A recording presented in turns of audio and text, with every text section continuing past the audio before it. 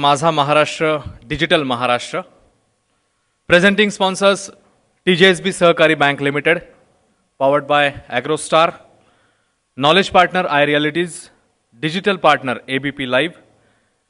या कार्यक्रमामध्ये E startup या सत्रात आपल्या सगळ्यांचं मनपूर्वक स्वागत. डिजिटल टेक्नॉलॉजीचा आधार घेऊन विकासाची वाट चालण्याच्या दृष्टीने ई स्टार्टअप्स या सेशनमध्ये आपण आता या सगळ्या संदर्भात जाणून घेणार आहोत आणि त्यासाठी आपल्यासोबत पुन्हा एकदा मान्यवर तज्ज्ञांचं पॅनल असणार आहे.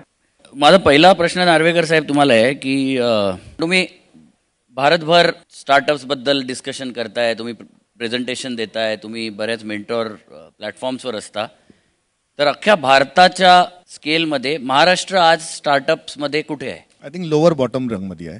आपल्या मराठी मुलांचा प्रॉब्लेम आहे, आपल्या मार्केटचा प्रॉब्लेम आहे?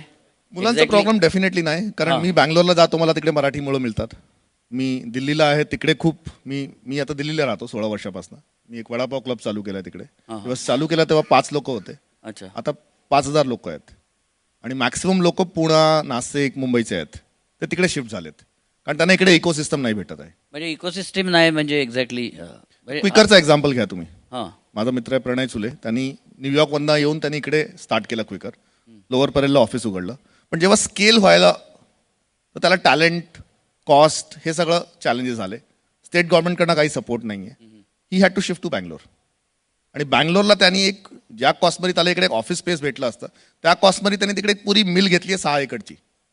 पण मग याचं कारण इथल्या स्टँडर्ड ऑफ लिव्हिंगशी असोसिएटेड आहे बँगलोरचं का? Standard of living and Bombay standard of living is the same. Tech talent तिकडे जास्त अवेलेबल आहे बँगलोरमध्ये. पण मग क्वालिटी ऑफ टेक स्टार्टअप जास्त. ह्यात बदल कोणी करायला पाहिजे? एंटरप्रेनर्सनी बदल करायला पाहिजे, इन्फ्रास्ट्रक्चरमध्ये सरकारने बदल करायला पाहिजे, का एंटरप्रेनर्सनी महाराष्ट्र सोडून बाहेर जायचा विचार करायला पाहिजे? आज तुम्ही कर्नाटका ॲज अ स्टेट घ्या, तुम्ही तेलंगणा ॲज अ स्टेट घ्या, तुम्ही आंध्र प्रदेश घ्या, तुम्ही बिहार ॲज अ स्टेट घ्या. तिकडचे सगळे वेदर इट्स अ ब्युरोक्रॅट किंवा पॉलिटिशियन सगळे स्टार्टअपसाठी काही ना काही करण्यामध्ये लागले आहेत. महाराष्ट्रामध्ये मी असं काही ऐकलं नाही आतापर्यंत. भारतामध्ये जेव्हा स्टार्टअप इंडिया स्कीम चालू केली, मोदींनी वेगवेगळ्या घोषणा केल्या, केंद्र सरकारने बऱ्याच साऱ्या योजना जाहीर केल्या, प्रत्येक राज्याने त्यांची स्टार्टअप पॉलिसी आणली आहे. यू विल बी अमेज की आपण मुंबई देशाचा आर्थिक कॅपिटल आहे म्हणून आपण जो मित्ता गिरवतो, आपली स्वतःची महाराष्ट्राची अजून स्टार्टअप पॉलिसी नाही आहे. बिहारची स्टार्टअप पॉलिसी आहे. बिहारची आहे, 500 कोटी बिहार झारखंडची गव्हर्नमेंटनी आहे. कॅबिनेटनी साईडला ठेवलंय. पण कदाचित माझ्या मते महाराष्ट्रातल्या मुलांना गव्हर्नमेंटकडनं कुबड्या घ्यायची गरज नसेल असं अधिकृतपणे ते सांगू शकतील. जेव्हा सरकार तुम्हाला प्रॉपर सपोर्ट करते तर तुम्हाला कॉम्पिटिटिव्ह ॲडव्हान्टेज हा भेटतो. आता कर्नाटकामध्ये किंवा बँगलोरमध्ये किंवा दिल्लीमध्ये किंवा बिहारमध्ये काय होतं की तिथल्या कॉलेज गोईंग स्टुडंट्सच्या डोक्यामध्ये ज्या बिझनेस आयडियाज आहेत स्टार्टअपबद्दलच्या, त्यांना मिनिमम व्हायबल प्रोडक्ट लॉन्च करायचे असेल तर 30,000 पासून 5 लाखापर्यंतचं फंडिंग मिळतं आहे डायरेक्टली.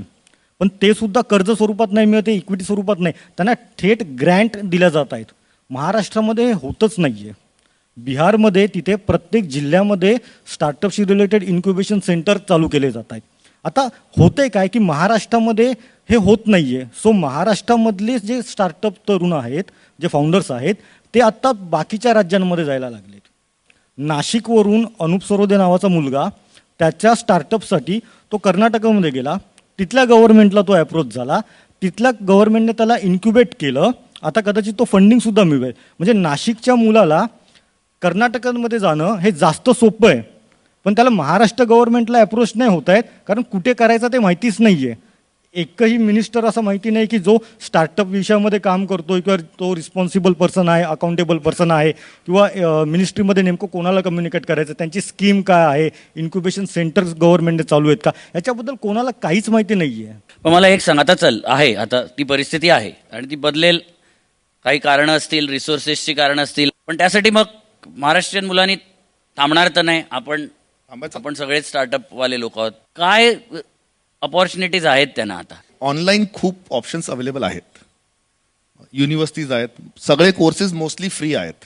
इनफॅक्ट हार्वर्डचे, स्टॅनफोर्डचे कोर्सेस फ्री आहेत. That is one access. Secondly ना, मी जेवढ्या मुलांना भेटतो छोट्या शहरात, त्यांना एक असं एक मिथ आहे की कोण सिनियर ब्रँड नेम टाईप एंटरप्रेन्योरला अप्रोच करणं पॉसिबल नाही आहे. तसं नाही आहे. आज सोशल मीडियावर सगळेच अवेलेबल आहेत. तर ते रीच आउट करा. पण रीच आउट करायची एक पद्धत असते. माझं चॅलेंज आहे की टाईम कन्स्टेंट आहे. मला कोण एक स्मॉल टाऊनमधला लिंक्डइनवरती मेसेज पाठवेल, hello sir, how are you sir. आता तेवढं टाईम कोणाकडे नाही. तुम्ही 3 लाईनमध्ये जर मला एक कोणी क्रिस्प कम्युनिकेशन पाठवलं की हे माझं स्टार्टअप आयडिया आहे, मला हे हेल्प पाहिजे, 99% 100% आम्ही त्याला कनेक्ट करू किंवा हेल्प करू. सेकंडली आता थोडंसं फॅशन पण झालं स्टार्टअप करणं. खूप असे लोक पण आहेत जे म्हणतात ठीक आहे तुम्ही कुठल्या सेक्टरला फंडिंग करा आणि सांगा मी ते स्टार्टअप करतो. That's the wrong way to go about it. Sector business is business, 2+2 = 4 असतो. ज्या सब्जेक्टमध्ये तुम्ही एक्सपर्ट आहात, ज्या सब्जेक्टबद्दल तुम्हाला पॅशन आहे ते तुम्ही करा, तो ऑटोमॅटिकली स्केल करेल. पण आजकाल ट्रेंड हे बघतो की लोक हे बघतात अच्छा ई कॉमर्स संपला, आता फूडटेकला फंडिंग भेटतं, चला मी फूडटेक करतो. ते सगळं लॉंग टर्म चालणार नाही. की माझ्या मित्राने स्टार्टअप केलंय म्हणून मला पण करायचं आहे, याने फंडिंग मिळवले मग मी सुद्धा अशीच आयडिया एक्झिक्यूट करीन आणि मी सुद्धा फंडिंगसाठी. महाराष्ट्रातले किंवा मराठी मुलांच्या 2-3 समस्या प्रामुख्याने आहेत. एकतर स्टार्टअपची संपूर्ण इकोसिस्टम जी आहे ती इंग्रजी भाषेमध्ये आहे, त्याच्यामुळे लर्निंगशी रिलेटेड रिसोर्सेस माहिती नाही आहेत. फॉर एक्झाम्पल ट्रॅक्शन कशी जनरेट करू, स्टार्टअप माझं लॉन्च करताना मी नेमका कोणत्या गोष्टी केल्या पाहिजेत, इन्व्हेस्टरला अप्रोच करताना पिच डेक कसे लिहिले पाहिजेत, या सगळ्या गोष्टी त्यांनी शिकणं गरजेचं आहे. परंतु अनेक सारे स्टार्टअप जे आहेत खास करून मराठी मुलं या गोष्टी शिकायला घाबरतात किंवा ते शिकत नाही आणि बऱ्याच वेळा या गोष्टींचा अभ्यास न करता थेट इन्व्हेस्टरला अप्रोच करण्याचा प्रयत्न करतात. Don't create role models. बाकी लोकांना ते प्रोत्साहन भेटणार नाही. मी आता इंदोरला गेलो होतो, एक शाळेमध्ये मला त्यांनी बोलवलं होतं स्पीच द्यायला. नेक्स्ट डे नवभारत टाइम्सच्या फ्रंट पेजवर माझा कव्हरेज होता हिंदीमध्ये आणि 9 डिफरंट न्यूजपेपर्स कवर्ड दॅट. पण महाराष्ट्रामध्ये तो इकोसिस्टम मी मीडिया करून बघत नाही. हा पहिला स्टार्टअप इव्हेंट आहे एका मीडिया कंपनीचा जो मी अटेंड करतो इतक्या वर्षात महाराष्ट्रामध्ये. हो. That's one part. 2 अजून गोष्ट आहेत which is very specific to Maharashtra. एक आपल्या फॅमिलीमध्ये ना त्यात कल्चर ऑफ ऑन्टरप्रिनरशिप नाही आहे. मराठी फॅमिली मुलाला बोलते बाबा तू नोकरी कर, सॉफ्टवेअर इंजिनियर बनून US ला जा. पण ती परिस्थिती अजून आहे. अजून आहे. अजून आहे. थोडासा एक लिमिटेड आहे पण ॲट अ ग्राउंड लेवल मी अजून ते चेंज बघितलं तुला नाही. काय वाटतं, कारण तू कनेक्टेड आहेस आहे ऑडियन्स? म्हणजे मी स्वतः फर्स्ट जनरेशन एंटरप्रेन्योरशिप फॅमिलीमधून आहे. म्हणजे माझ्या फॅमिली बॅकग्राऊंडमध्ये कोणी बिझनेसमधलं नव्हतं. सो बरेच सारे प्रॉब्लेम येतात. एकतर घरच्यांना कन्व्हिन्स कसं करायचं, लोकांचा जो माइंडसेट आहे की तुमचं स्टार्टअप आहे म्हणजे तुम्ही पैसे कमवत नसणार, तुमचं स्ट्रगलिंग लाईफ आहे. पण असं नाही आहे ॲक्च्युली. जर का तुम्ही प्रॉपर सगळ्या गोष्टी एक्झिक्यूट केल्या तर तुम्ही खूप चांगल्या प्रकारे इथून अर्निंग करू शकतात. जोपर्यंत मराठी माणूस स्टॅबिलिटी चेस करणं सोडणार नाही ना तोपर्यंत हा इकोसिस्टम बनतो. थोडंसं निगेटिव्हिटी बाजूला ठेवूया, कारण नाही just one last point I एक जो क्रिटिकल कल्चरल आमचा चॅलेंज आहे इज बेशरम व्हायला पाहिजे. आणि त्याच्यामध्ये स्पेसिफिकली मराठी मुलांना ते थोडं शरम करतात. एंटरप्रेन्योरशिप म्हणजे तुम्हाला बेशरम व्हायला लागेल, इन्व्हेस्टरला चेस करायला लागेल, कस्टमरला चेस करायला लागेल, लोकांना चेस करायला लागेल. ते जोपर्यंत करणार नाही तर तुम्ही कुठल्याही टियर 2, 3, 4, 5 मध्ये आहात, तुम्हाला मार्क झकबर्गला जर चेस करायचं चेस करा, बेशर्मीनी करा, रिजेक्ट करेल काही नाही. पण जोपर्यंत त्यात बेशर्मीवाला तो शेमलेसनेस नाही आणणार ना तोपर्यंत चॅलेंज आहे इकोसिस्टम. एक्सपर्ट्सकडनं जनरिक ॲडवाईस मिळत राहतो आणि मुलगा अजून कन्फ्युज्ड होतो. तर एखादं स्ट्रक्चर्ड अप्रोच त्यांना सांगायचं असेल की त्यांनी काय स्टेप्स घ्यावा किंवा पहिले तर don't obsess too much on the plan. Excel शीटमध्ये ना खूप पैसे बनतात, ते फॉर्म्युला ट्विक करायचं आहे, ते बँक अकाउंटमध्ये आणण्यामध्ये वाट लागते. First is just start, launch your product as soon as possible. हे वेट करू नका की तुम्ही एकदम परफेक्ट प्रोडक्ट बनवीन तेव्हा होईल. प्रोडक्ट आयडिया आहे, तुम्ही लॉन्च करा, मार्केटमध्ये याल, मार्केट तुम्हाला शिकवेल. Second is don't give up too easily. Third is reach out to the best mentors in that industry आणि shamelessly ask for help. Fourth is always keep refining, ज्याला मी एक पिवट वर्ड म्हणतो, की जर मार्केट तुम्हाला काहीतरी सांगतोय, डेटा, आपण डेटा जास्त रीड करत पण नाही. आता एखाद्या विद्यार्थ्याची किंवा एखाद्या ग्रुप ऑफ मित्रांची एक आयडिया असेल हां, तर त्यांनी पहिलं स्टेप काय असावी त्यांची? म्हणजे बिझनेस प्लॅन, सगळेजण सांगतात business plan is the first step, पण माझ्या आयुष्यात मी कधीच लिहिला I disagree. त्यामुळे मला तो बिझनेस प्लॅन लिहितात कसा हे पण अजून माहिती नाही आहे. पण मग प्रॅक्टिकली त्यांची पहिली स्टेप काय असावी? कारण सगळ्यांनाच रिसोर्सेस अवेलेबल नसतात. कदाचित आपण लकी होतो, कदाचित आपल्याला थोडेसे कुठून तरी रिसोर्सेस मिळाले. सगळ्यांनाच तसे नसतात, पण त्यांच्याकडे ब्रिलियंट आयडियाज असतात. सगळ्यात पहिले तर तुम्हाला तुमचा बिझनेस तुम्ही जो चालू करताय त्यातून तुम्ही कोणता प्रॉब्लेम सॉल्व्ह करणार आहे ते चेक करा. बऱ्याच जणांना कॅल्क्युलेशन त्यांची अशी असतात की मी हा बिझनेस चालू केल्यानंतर मला याच्यामधून एवढे एवढे पैसे मिळतील आणि हा कोणीतरी आधीच चालू केलेला आहे. पण हा प्रॉब्लेम लोकांना खरोखरच भेडसावतोय का आणि तुमच्याकडे याचं परफेक्ट सोल्युशन आहे का हे सगळ्यात आधी चेक करा. त्याच्यानंतर तुमचे जे कॉम्पिटिटर्स आहेत त्यांचा थरोली अभ्यास करा की तुमचे कॉम्पिटिटर्स आता कोणत्या स्टेजवरती आहेत, त्यांनी नेमकं काय केलं आहे, त्यांचं रेव्हेन्यू मॉडेल काय होते, त्यांना सक्सेस कशामुळे मिळालं, ते फेल नेमके कोणत्या गोष्टीमुळे झाले. तिसरी गोष्ट जशी सरांनी सांगितलं की हा एक बेसिक स्टडी झाल्यानंतर तुमचं minimum viable product as early as possible चालू करा. कारण तुम्ही जेव्हा मार्केटमध्ये ॲट ॲक्च्युअल जाऊन तुमचं प्रोडक्ट सेल करायला जेव्हा सुरुवात करेल तेव्हा तुमचे कस्टमर तुम्हाला जे क्वेश्चन्स विचारतील, त्यांचे जे रिप्लायज तुम्हाला येतील त्याच्यावरून तुम्ही शिकत जाल. ओके. चौथी गोष्ट अगेन सरांनी जी सजेशन दिलेली होती की इंडस्ट्रीमधले जे इतर एक्सपर्ट मंडळी आहेत त्यांना सिरियसली अप्रोच करायला सुरुवात करा. कारण बऱ्याच लोकांना मी बघितलं की मी एखादा मेंटॉर हायर केला तर मला त्याला पैसे पेआउट करावे लागतील, याच्यामुळे मेंटॉर घेणं टाळतात. पण मेंटॉरकडून मिळालेली एका सेंटेन्समधली सुद्धा सजेशन तुम्हाला कदाचित करोडो रुपयांचा प्रॉफिट मिळवून देऊ शकते. आणि मी स्वतः या जर्नी थ्रू गेलेलो आहे. माझं पहिलं स्टार्टअप या कारणामुळे फेल झालं होतं, जवळपास 7.5 लाखाचा लॉस मला झाला होता की माझ्याकडे प्रॉपर मेंटॉर नव्हते. मला प्रॉपर माझ्याकडे जी फंडिंग मी पहिल्या स्टार्टअपला मिळवलेली होती ती मी कशाप्रकारे युटिलाइज करायला पाहिजे होती तेच मला कळत नव्हतं. त्याच्यामुळे माझा बर्न रेट हाय होता आणि त्याच्यामुळे माझं ते स्टार्टअप बर्न रेट म्हणजे बर्नेट म्हणजे दर महिन्याला मी साधारण किती पैसे खर्च करतोय. Okay. Okay. Add to that the last point is, जर तुम्ही 2 लाईनीमध्ये आपला बिझनेस आयडिया एका ले पर्सनला एक्सप्लेन नाही करू शकत ना, तो करू नका. करेक्ट. 4 पेजचं डॉक्युमेंट नाही पाहिजे की तुम्ही काय प्रॉब्लेम सॉल्व्ह करताय. हा प्रॉब्लेम आहे, हा मी असा सॉल्व्ह करतोय. 2 लाईनमध्ये जर तुम्ही एक्सप्लेन करू शकला तुमचा कॉन्सेप्ट बिझनेसचा, तो बिझनेस तुम्ही करा. लोक विचारतात की पहिला इन्व्हेस्टमेंट की पहिलं प्रोडक्ट. दोन्ही करायला लागेल तुम्हाला जर एंटरप्रेन्योर आजच्या इकॉनॉमीमध्ये. कारण तुम्ही खूप जर ओलाला बघितलं किंवा ओयो रूम्सला बघितलं, यांनी कॅपिटलला एक वेपन बनवलं. जर तुम्ही ओलाला बघितलं, ओला आणि टॅक्सी फॉर शुअर 2 कंपनीज होते. Taxi for sure was a better company than Ola, पण ओलाकडे जास्त पैसे होते आणि टॅक्सी फॉर शुअरने विचार केला मी पहिले प्रोडक्ट चांगला बनवीन मग पैसे रेश करीन. त्यांचं लक थोडं खराब झालं की उबर रेप इन्सिडेंट झाला दिल्लीमध्ये आणि सडनली क्लायमेट चेंज झाला. ते पैसे करून सगळे ओलानी घेतलं. ओयो आणि Zo rooms, on paper if you look at it, Zo rooms was a better manage company than OYO. पण ओयोकडे सॉफ्ट बँक होता ज्यांनी 100 मिलियनचा चेक काढला होता, जोकडे असं कोणी नव्हतं. सो आजच्या इकॉनॉमीमध्ये ॲज अन एंटरप्रेन्योर आपल्याला इन्व्हेस्टरला पण चेस करायचं आहे, आपल्याला प्रोडक्ट पण करायचं आहे. हे दोन्ही पॅरलल चालतात.